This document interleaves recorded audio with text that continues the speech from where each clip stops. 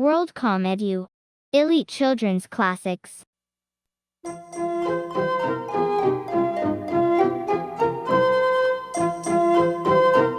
A Christmas Carol.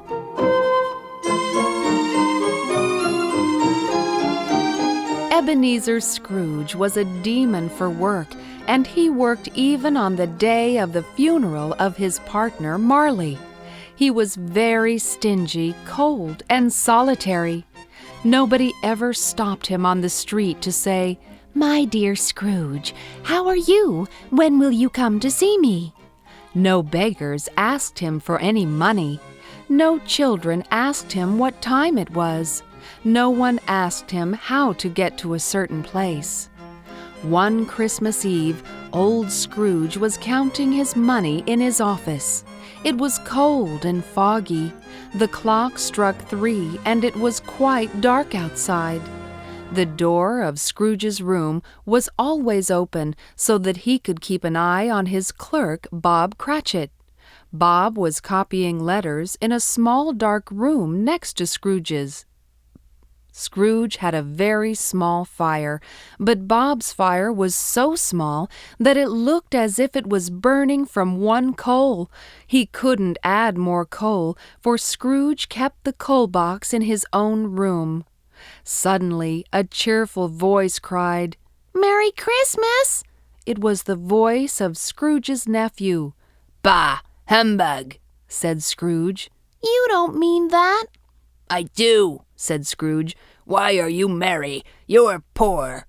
"Well then, why are you so dismal? You're rich." Scrooge didn't have a better answer and said, "Bah!" again. "Don't be cross, Uncle," said the nephew. "What else can I be when I live in such a world of fools as this?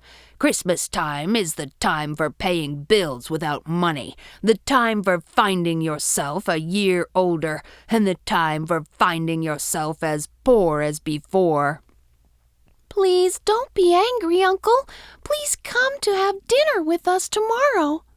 "I'm too busy to go, and I'll be so tomorrow too. Goodbye now." "I'm very sorry to hear that.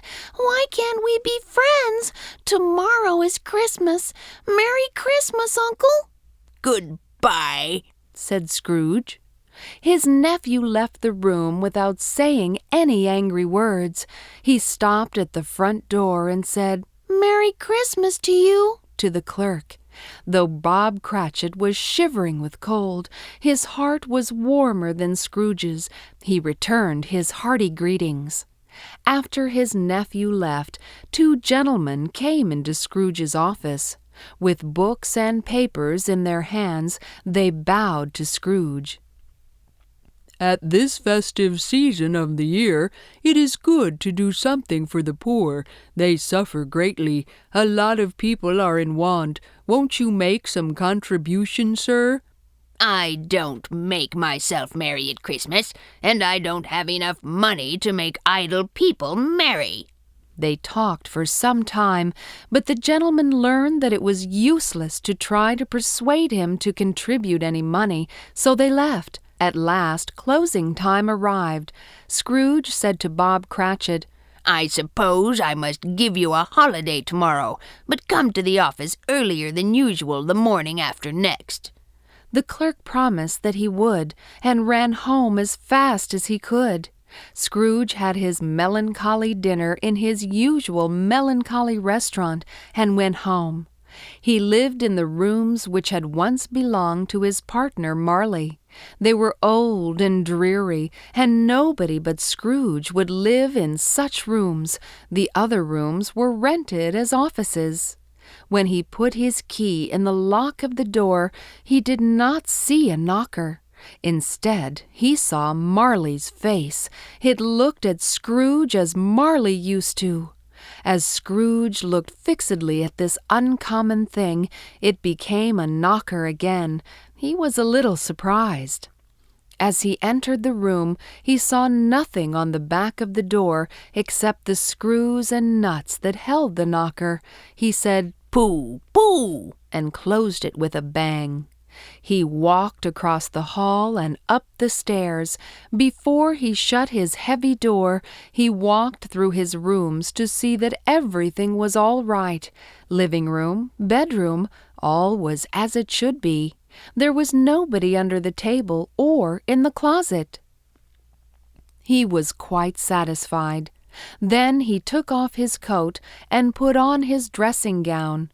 He sat down before the fireplace to eat his gruel. When he sat closer to it, Marley's head appeared on every tile of the fireplace. "Humbug!" said Scrooge as he walked about in the room. After several turns he sat down again. He happened to take a glance at a disused bell that hung in the room. Now he saw this bell begin to swing. Soon it rang out loudly. After a few minutes the bell stopped swinging. Then he heard a clanking noise deep down below. Scrooge then remembered reading a story that very old houses were haunted by ghosts dragging chains. He heard the noise coming up the stairs and then to his door. "I don't believe it," said Scrooge. But the color of his face changed as the thing came through the heavy door and passed into the room before his eyes. "Marley's ghost!" Scrooge looked at him. The chain he drew was tied about his waist. It was made of cash boxes, keys, account books, and steel purses. Scrooge was still doubtful. "What do you want with me?" said Scrooge. "A lot," said the ghost. It was Marley's voice, without doubt. "Who are you?" "You should ask who I was." "Who were you then?" "In life I was your partner, Jacob Marley. You don't believe me, do you?" "I don't," said Scrooge. "Poor Scrooge. I want to tell you about the spirit within man, but I can't. A very little time is permitted to me. I cannot rest, I cannot stay, and I cannot linger anywhere. 7 years have passed since my death. I have been traveling all the time since then." "Listen to me," said the ghost again. "My time is nearly gone. I am here tonight to warn you that you have yet a chance and hope of escaping my fate. Listen, you will be haunted by 3 spirits. "Is that the chance and hope you mentioned?" "Yes, it is. The first will appear tonight when the bell tolls 1, the second tomorrow night at the same hour, and the third on the next night when the last stroke of 12 has stopped.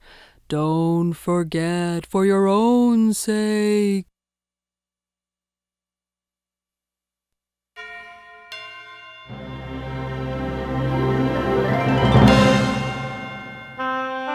When Scrooge awoke, it was so dark that he could hardly distinguish the window from the dim wall of his room.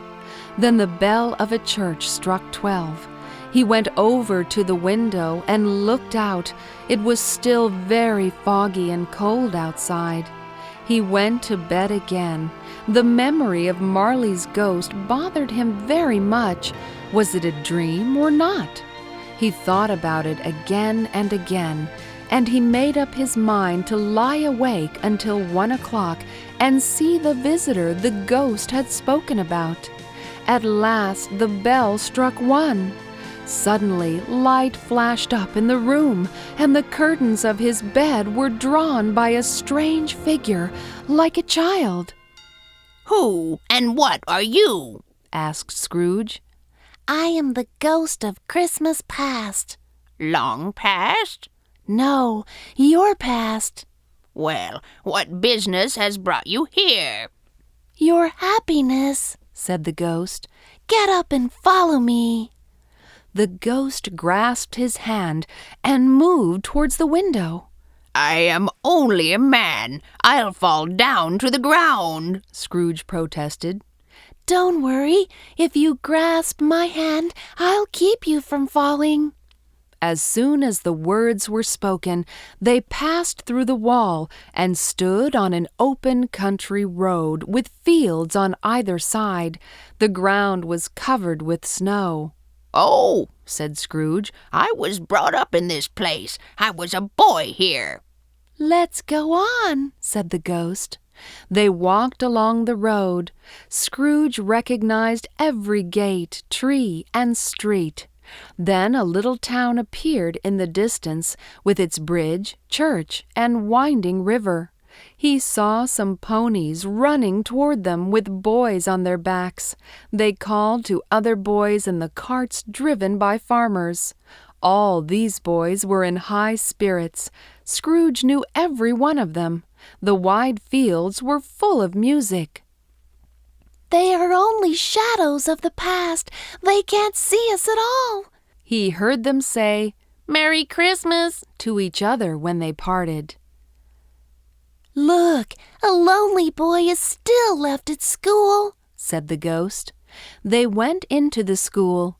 A lonely boy was reading on a long bench. Scrooge wept to see his own poor forgotten self. The ghost smiled and waved his hand.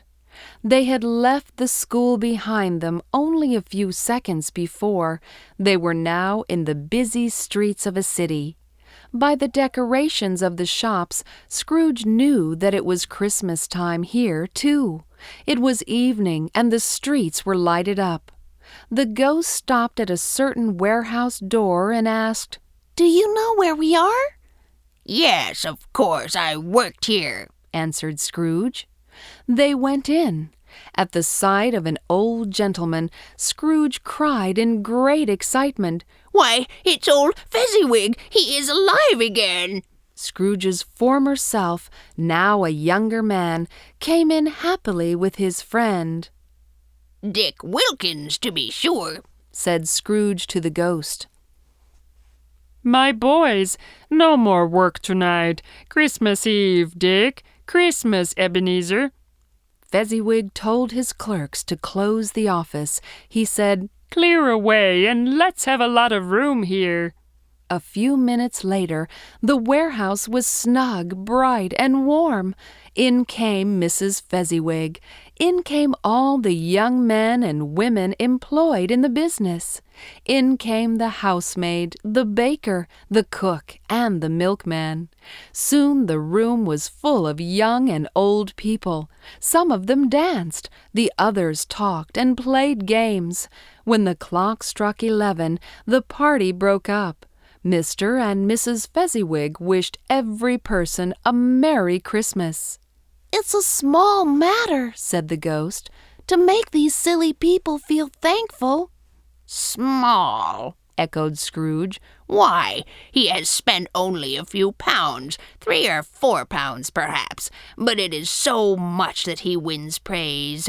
You are mistaken. He had the power to give us happiness or unhappiness." He felt the spirit's glance and stopped. "What's the matter with you?" asked the ghost.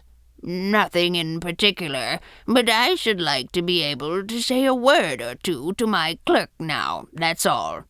Scrooge and the ghost stood side by side in the open air again. Scrooge saw himself again. Now he was a youth full of vigor. He sat next to a pretty girl. There were tears in her eyes. "You have changed very much. Now you love money more than you love me. I must leave you. I hope you will be happy in the life you have chosen." She left him, and they parted. Then he saw her married to another man, with a happy crowd of children and grandchildren around her. They were celebrating Christmas joyfully. "Don't show me any more. I don't wish to see it. I cannot stand it," cried Scrooge. Suddenly the ghost disappeared. Ebenezer found himself in his bedroom. He was so tired that he sank into a deep sleep.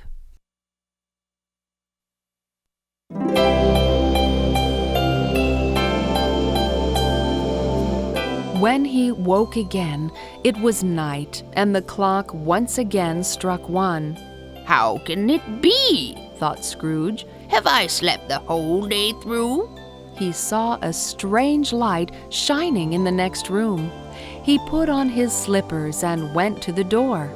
When his hand was on the lock, a strange voice called him by name and told him to come in. He obeyed. It was his own room. There was no doubt about that, but he was quite surprised to look about in the room. The walls and ceiling were hung with living green leaves, so the room looked like a grove. A mighty blaze went roaring up the chimney. Many kinds of fine food were on the table. "Come in, I am the ghost of Christmas present," said a loud, jolly voice. Scrooge entered timidly. He hung his head before the spirit and said, Spirit, take me to any place you wish. Last night I was taken against my will, but I learned my lesson. If you have anything to teach me, let me learn from it. "Touch my robe." Scrooge did as he was told. Now they stood in the city streets on Christmas morning. They saw good people going to church. The ghost led Scrooge straight to his clerks. Mrs. Cratchit was getting ready for dinner with her daughters. 2 younger children were dancing around the table. All of them looked happy. Bob Cratchit came back with his youngest child, Tiny Tim, on his shoulders. Tim carried a tiny crutch, and his legs were held in iron braces. His face was pale and thin, but he was smiling happily. Soon they sat down for dinner. "Merry Christmas to us all, my dears. God bless us," said Bob, and all the family said after him, and they began to eat their dinner. They were always merry, though they were poor. Bob told his wife what Tiny Tim had said at church that day. Tim had said he was glad that the people could see him. Maybe they would be reminded of God, who could heal the sick. At last they began to fade, but Scrooge looked fixedly at them, and especially at Tiny Tim. Oh, Spirit, tell me, please, will Tiny Tim live? Cried Scrooge. "I see an empty chair and a little crutch kept in the corner. Unless something changes, Tiny Tim will not see another Christmas." "Oh, let it not be so." By this time it was getting dark and snowing pretty heavily. When Scrooge and the spirit went along the streets, they could see bright, warm, and comfortable rooms. There, all the children in the houses were running out into the snow to meet their relatives, hoping to be the first to greet them. Scrooge found everyone singing a Christmas tune. Suddenly, he heard his nephew laughing. "I am sure Scrooge will lose many pleasant memories as long as he stays in his cold, dark office or in his dusty rooms. I am sorry for him. I will give him the same chance every year, whether he likes it or not. He may thunder against Christmas till he dies, but he can't help thinking better of Christmas if I go to see him year after year and say cheerfully, 'Uncle Scrooge, how are you?'" When Scrooge heard those words, he felt happy. Scrooge looked about him for the ghost, but he couldn't see it anymore.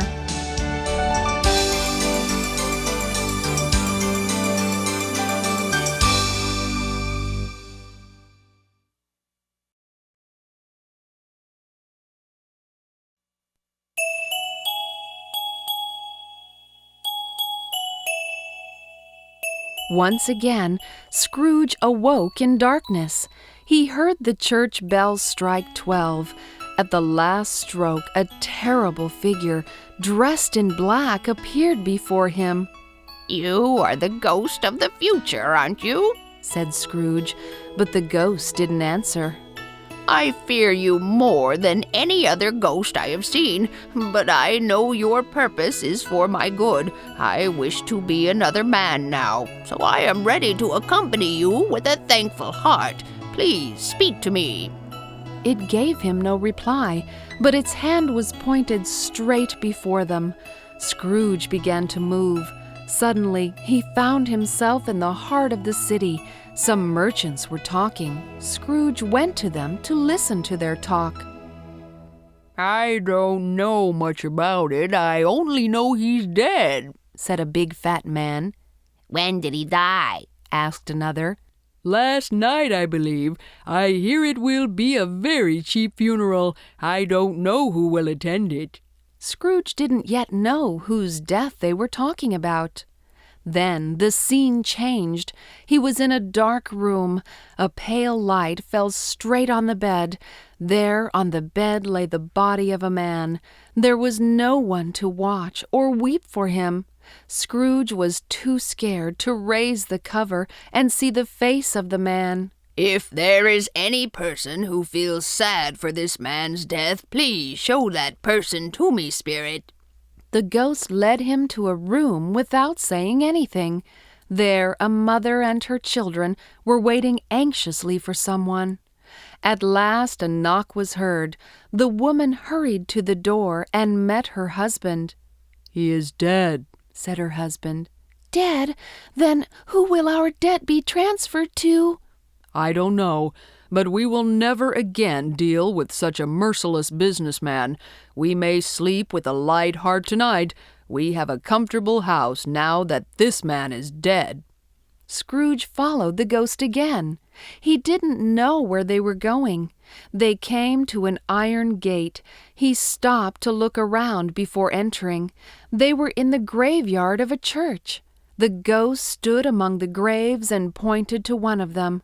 On the stone of the neglected grave, he read his own name, Ebenezer Scrooge. Am I that man who lay upon the bed? He cried on his knees. He was trembling. No, spirit! Oh, no, no! He cried, grasping at the spirit's robe. Listen to me. I am not the man I was. I am not the shadows you have shown me. I will honor Christmas with all my heart and try to keep the spirit throughout the year. I will live for the past, the present, and the future. Oh, tell me how I can erase the writing on this stone. He fell to the ground and fainted.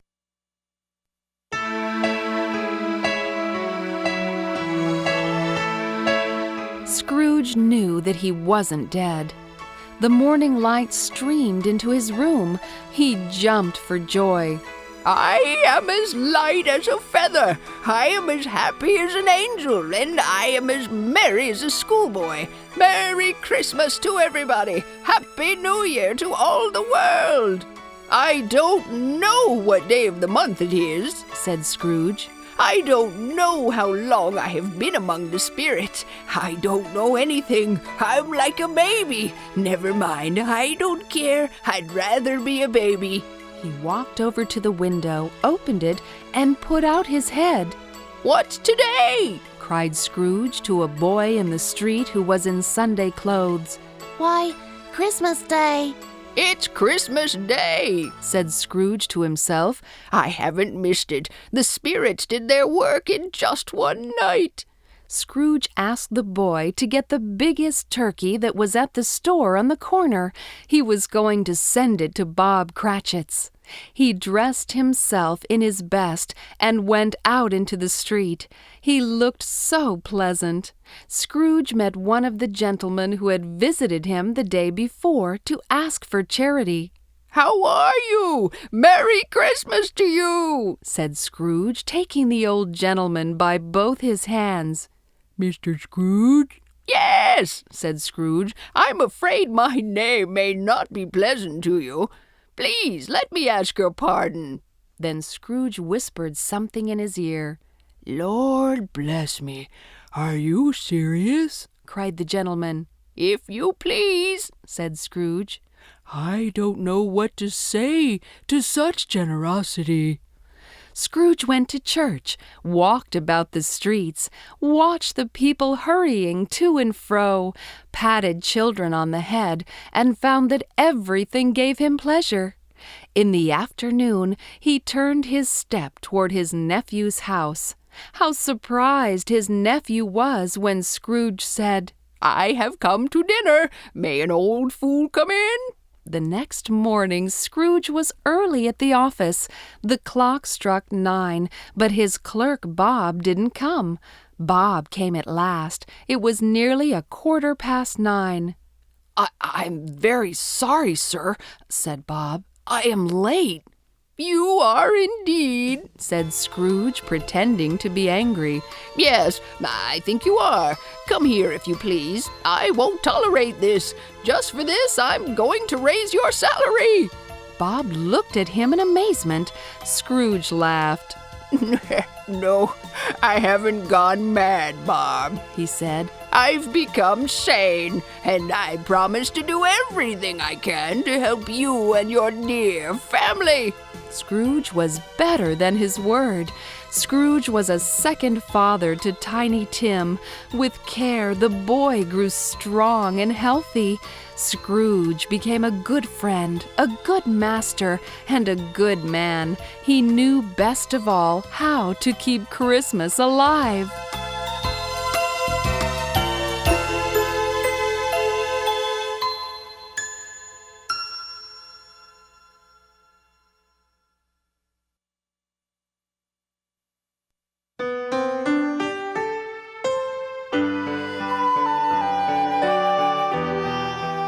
The Doctor and Death.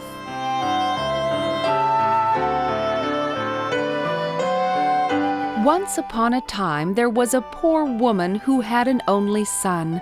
When the boy grew up, he set off into the world to find work so that he could look after his old mother. He went off along the road leading from his village. He met Sun coming along the road. Good morning, young man, said Sun. Where are you going? I'm going out into the world to find work so that I can look after my old mother, answered the boy. Well, why not come along with me? Asked Sun. No, thank you all the same, said the boy, and he carried on down the road. A little later, he met Moon coming along the road. Good morning, young man, said Moon. Where are you going? I'm going out into the world to find work so that I can look after my old mother, answered the boy. Well, why not come along with me? Asked Moon. No, thank you all the same, said the boy, and he carried on down the road. Some time later, the boy met a third traveler. This one also asked where he was going. Once again, the boy gave the same answer he had already given Sun and Moon. Then the traveler, like all the others, asked the boy if he would like to come along with him. But this time the boy didn't know who the traveler was. I might come along with you if I knew who you were, said the boy. I have never seen you before in my life. I am not surprised, replied the traveler. My name is Death. The boy thought quickly and said, Well, I know very well that everybody must go with you sooner or later, but I have never heard of anyone who had the chance to refuse, so I will come with you. And so they traveled along together. Then, after some time had passed, Death said, Listen to me, my boy. I think I owe you something. You see, no one has ever been kind to me before. The whole world hates me and fears me. People always hate me, and I suppose they always will. You are the first person that has ever been kind to me, so I'll tell you what I'll do. I'll make you a doctor. Then, whenever you are called to a patient, I'll go with you and tell you whether he is going to die or get better. If I stand at the head of the bed, the patient will die, so you needn't waste your time on him. If I stand at the foot of the bed, he will get better, so you can write any prescription you fancy. Thus the boy became a doctor. Now it happened that just at this time the king's daughter was very ill, and none of the court doctors could cure her. So Death suggested that he and the boy should go along and see her. The young doctor and Death, who was invisible to everyone except the boy, entered the princess's chamber. The young doctor looked hard at the patient, but he looked even harder to see where Death was going to stand. Turned out, Death stood by the girl's feet, meaning that she would get better. Ah, very interesting case, said the boy. Very interesting. I'm sure I will save her. I doubt if any other doctor could save her. Then he wrote a prescription made up of herbs and anything else he could think of and said, "Give her this 3 times a day, and she will get better in no time." And indeed, to everyone's delight, within 2 days the princess was well again. The grateful king gave the young doctor gold and silver and jewels. Now that he was rich, the boy went back to his village to look after his mother, but to his disappointment, the villagers didn't believe in his fame and skill. They muttered, "Look at him. Just remember, it's only a few weeks since he was running around trying to find a job. So he cured a princess, did he? It must have been luck." Well, the villagers decided to play a trick on the boy to prove that he was not a doctor at all. A healthy young man was chosen, and he lay in bed and pretended to be very ill. Then the young doctor was called in. When the boy arrived, he looked round the room to see where Death was standing, and Death was standing at the head of the bed, meaning the young man would die. The young doctor shook his head sadly. "I'm afraid it is too late," he said. "There is nothing I can do. He will be dead within hours." Well, as you can imagine, when they heard this, the villagers laughed so hard that they nearly died themselves. But they didn't laugh for long, because suddenly the young man stopped pretending to be ill and became really ill, and in a few hours he was dead. From that time on, the villagers left the young doctor to live his life in peace and quiet, till the time when one day Death came like an old friend and stood at the head of his bed.